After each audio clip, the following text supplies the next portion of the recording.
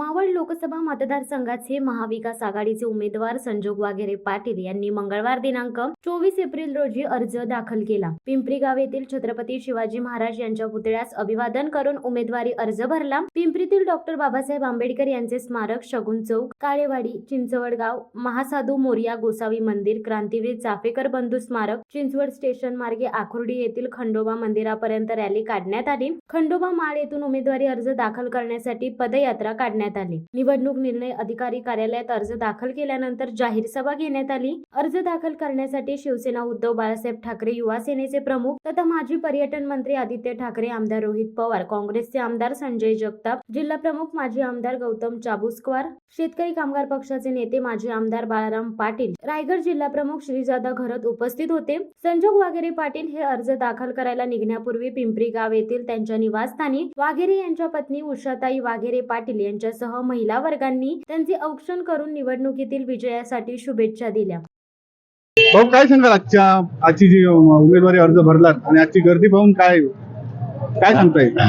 आज जर तुम्ही बघितलं असेल तर महाविकास आघाडी एकजुटली होती आणि सर्व पक्षाचे सर्व कार्यकर्ते आणि विशेष म्हणजे याच्यामध्ये मतदार सामील झाले होते।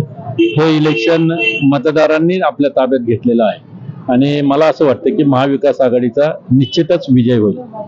आजची गर्दी आणि कालची गर्दी लोक स्वतः तुलना करतायत आणि सांगतायत की आज तुफान, काय बोलायला नाही, आता गर्दीचं याच्यावरती मी बोलत नाही, कारण आपण दुसऱ्याला कधी मी तर कमी लेखलेलं नाही, परंतु जे काय आहे ते जनता ठरवणार आहे आणि येत्या 13 तारखेला निश्चितच मतदार राजा हे त्यांचा निर्णय मतपेटीत टाकतील। मतदारांना काय आव्हान करेल, म्हणजे तुमच्या भविष्यात प्लॅनिंग काय त्यांच्या विकासासाठी? ज्या पद्धतीनं आज पिंपरी चिंचवड शहराचा विकास झाला त्या पद्धतीनं मावळ लोकसभा मतदारसंघाचा विकास व्हावा हा एक माझ्या मनामध्ये पहिल्यापासून हा मी घेतलेला आहे आणि निश्चितच गेल्या 10 वर्षामध्ये ज्या पद्धतीनं इथल्या नेतृत्वाने सांगितलेले शब्द पाळले नाही आणि ते न पाळल्यामुळे आज लोकांना त्याचा फार त्रास होतोय। म्हणजे शेतकरी असेल, कामगार असेल, व्यापारी असतील आणि आपले तरुण असतील किंवा शाळेकरी मुलं असतील, पालक असतील, यांना फार मोठा त्रास या ठिकाणी सहन करावा लागतोय। तर निश्चितच पुढच्या 5 वर्षामध्ये तो त्रास होणार नाही याची खबरदारी मी घेईन। शेवटचा प्रश्न, मित्र पक्षांबद्दल काय सांगा? सर्व मित्र पक्ष अतिशय चांगल्या पद्धतीनं कामाला लागलेले आहेत। आज जर तुम्ही बघितलं असेल तर सर्व पक्षाचे सर्व कार्यकर्ते या ठिकाणी उत्स्फूर्तपणे सामील झाले होते। त्याच्यावरूनच आपल्याला लक्षात येत असेल की कशा पद्धतीनं ही इलेक्शन नागरिकांनी आपल्या ताब्यात घेतलेली आहे। काय सांगाल, आज उमेदवारी अर्ज भरण्यासाठी आपण आलात? आज उमेदवारी अर्ज भरण्यासाठी आम्ही आले आणि तुम्ही पण बघितला की तुफान गर्दी होती, की ही गर्दी याच्या पुढे अगोदरही उमेदवारांनी फॉर्म भरले पण अशी गर्दी नव्हती, तुफान गर्दी होती आणि एक इमानदार आणि सच्चे वाघेरे साहेबांचा उमेदवार आम्हाला भेटलेले, त्याच्यामुळं